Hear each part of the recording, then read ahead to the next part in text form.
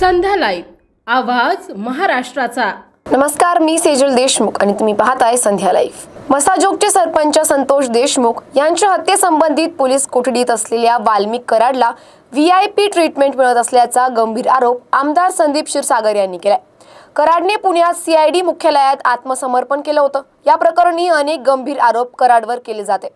मसाजोगचे सरपंच संतोष देशमुख यांच्या हत्येनंतर सातत्याने गंभीर आरोप केले जात आहेत।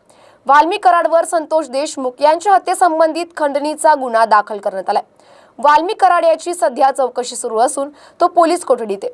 संतोष देशमुख हत्या प्रकरणात वाल्मिक कराडवर गंभीर आरोप केले जात आहे। पुण्यात वाल्मिक कराडने CIDच्या मुख्यालयात जाऊन आत्मसमर्पण केलंय। त्यानंतर त्याला केजच्या न्यायालयात हजर करण्यात आले आणि पोलीस कोठडी सुनावण्यात आली आहे। आता आमदार संदीप क्षीरसागर यांनी गंभीर आरोप केले। वाल्मिक कराडला पोलीस स्टेशनमध्ये VIP ट्रीटमेंट दिली जात असल्याचे संदीप क्षीरसागर यांनी म्हटलंय।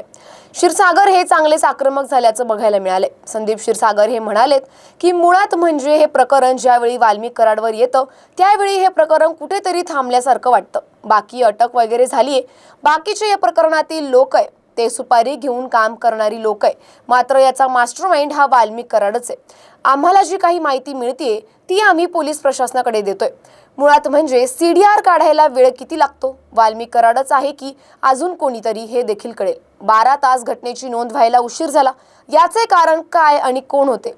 12 तासांमध्ये SP असतील, पोलीस स्टेशनमधील अधिकारी असतील, या काळामध्ये त्यांना कोणी फोन केला हे सर्व काढलं पाहिजे। कोणताही गुन्हेगारी असो त्याला अटक झाल्यानंतर त्याच्या हातातील दोरे, गळ्यातील दोरे काढली जातात। मात्र आताही तुम्ही वाल्मिक कराडला बघितलं तर त्याच्या हातातील दोरे हे सर्व तशीच आहे। वाल्मिक कराडला VIP ट्रीटमेंट दिली जाते असं संदीप क्षीरसागर यांनी म्हटलंय।